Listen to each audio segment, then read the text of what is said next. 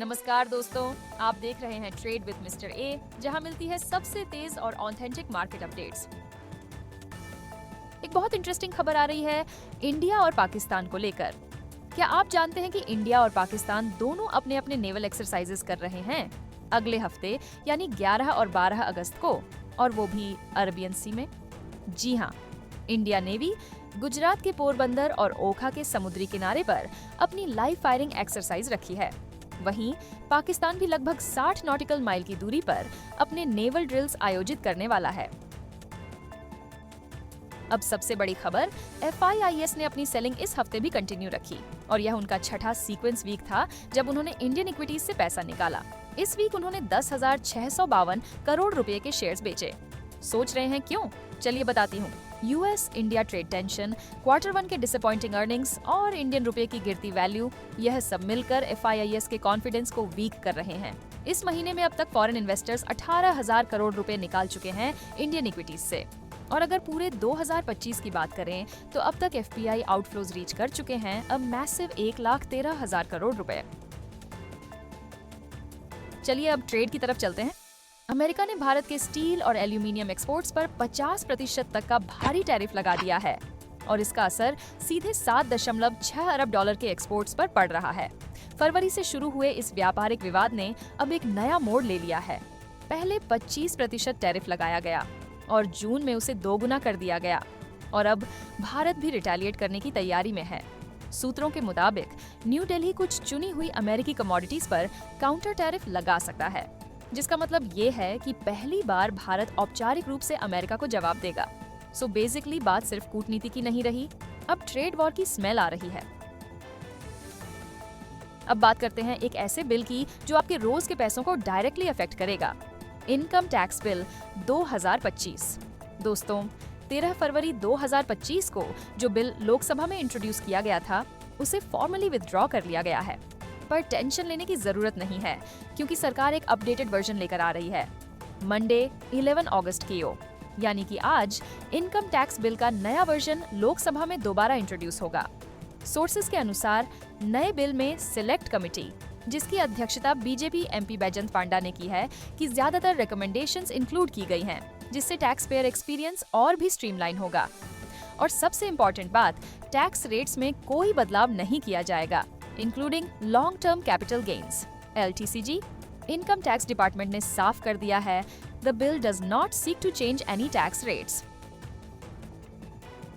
आगे बढ़ने से पहले अगर आप अभी तक हमारे चैनल को सब्सक्राइब नहीं किए हैं तो जल्दी से सब्सक्राइब कर लें ताकि आप कोई भी अपडेट मिस न करें। आगे बढ़ते हैं।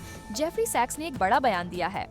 दोस्तों, क्या आपको लगता है कि भारत को अमेरिका के साथ मिलकर क्वाड अलायंस में रहना चाहिए या फिर एक इंडिपेंडेंट पावर बनके चाइना के साथ अपने टर्म्स पे डील करना चाहिए? इस मुद्दे पर एक बहुत ही रिनाउंड इकोनॉमिस्ट जेफरी सैक्स ने एक बोल्ड स्टेटमेंट दिया है। उन्होंने हिंदुस्तान टाइम्स को दिए एक इंटरव्यू में कहा है कि US politicians do not care about India. सैक्स कह रहे हैं कि अमेरिका के साथ क्वाड में जुड़कर भारत को लॉन्ग टर्म सिक्योरिटी मिलेगी। यह सोचना थोड़ा रिस्की है। और सबसे बड़ी बात, उन्होंने डोनाल्ड ट्रंप के 50% टैरिफ निर्णय को अनकॉन्स्टिट्यूशनल तक कह दिया।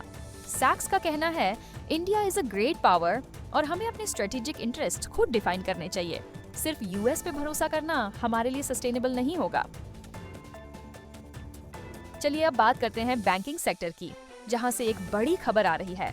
पंजाब नेशनल बैंक से PNB ने अनाउंस किया है कि इस फाइनेंशियल ईयर में वह 100 से ज्यादा non performing asset NPA accounts को सेल के लिए रेडी कर रहा है। बैंक के MD और CEO अशोक चंद्रा ने बताया कि इन अकाउंट्स का टोटल बुक साइज लगभग 4,000 से 5,000 करोड़ के बीच है। इन अकाउंट्स को एसेट रिकंस्ट्रक्शन कंपनीज यानी ARCs को बेचा जाएगा। तो सवाल ये उठता है, क्या इससे PNB के फाइनेंशियल्स सुधरेंगे? बैंक का कहना है कि एवरेज रिकवरी 40 से 50% तक हो सकती है, लेकिन कुछ केसेस में 100 रिकवरी भी एक्सपेक्ट की जा रही है क्योंकि कोलैटरल स्ट्रॉन्ग है। अब बात करते हैं मनापुरम फाइनेंस की। ये एक नॉन बैंकिंग फाइनेंशियल कंपनी है। इस कंपनी की क्वार्टर 1 फाइनेंशियल ईयर 26 के नेट प्रॉफिट में भी भारी गिरावट आई है। लगभग 76.3% की कमी के साथ 132 करोड़ रुपए रह गया है। सबसे बड़ा झटका तो तब लगा जब उनकी माइक्रो फाइनेंस यूनिट को 437 करोड़ रुपए का प्री टैक्स लॉस हुआ। नेट इंटरेस्ट इनकम भी 14.2% गिरकर 1407 करोड़ रुपए पर आ गया है और कुल राजस्व में 9% की गिरावट देखी गई है। और अब चलते हैं ऑटोमोबाइल सेक्टर की बड़ी खबर पर। टाटा मोटर्स ने हाल ही में अपना जून क्वार्टर का रिजल्ट घोषित किया है। कंपनी ने 3,924 करोड़ रुपए का नेट प्रॉफिट रिपोर्ट किया है, जो कि पिछले साल के 5566 करोड़ रुपए के मुकाबले कम है। लेकिन रुको, क्या आपको पता है कि टाटा की रेवेन्यू बढ़कर 1,04,000 करोड़ रुपए हो गई है? हालांकि EBITDA में कमी आई है, खासकर जैगुआर लैंड रोवर के बिजनेस में प्रॉफिटेबिलिटी कम होने की वजह से, यानी कि वॉल्यूम और मुनाफे दोनों पर असर पड़ा है। आजकल टाटा मोटर्स के लिए ये समय काफी चुनौतीपूर्ण चल रही है। अगला वोल्टास लिमिटेड, जो कि एक पॉपुलर होम अप्लायंसेस कंपनी है। इस बार कंपनी ने पहले क्वार्टर फाइनेंशियल ईयर में 58% की बड़ी गिरावट दर्ज की है अपने नेट प्रॉफिट में। जी हाँ, नेट प्रॉफिट गिरकर 140 करोड़ 6 लाख रुपए रह गया है। आप सोच रहे होंगे इतना बड़ा नुकसान क्यों? इसका बड़ा कारण है गर्मियों के मौसम में कमजोर डिमांड। साथ ही कंपनी की रेवेन्यू भी 20% गिरकर 3,938 करोड़ 6 लाख रुपए हो गई है। और सबसे दिलचस्प बात, EBITDA में भी आधा गिरावट आई है, जिससे मार्जिन्स कम होकर सिर्फ 4.5% रह गए हैं। तो दोस्तों, आज की मार्केट अपडेट यही थी। कैसी लगी आपको ये खबरें? अपनी राय कमेंट सेक्शन में लिखना न भूलिए। और हाँ, अगर आप चाहते हैं कि आपको हर दिन ऐसी ही न्यूज मिलती रहे, तो चैनल को सब्सक्राइब कीजिए और बेल आइकन दबा दीजिए ताकि कोई भी अपडेट मिस न हो। मिलेंगे कल नए अपडेट्स के साथ, तब तक के लिए हैप्पी ट्रेडिंग।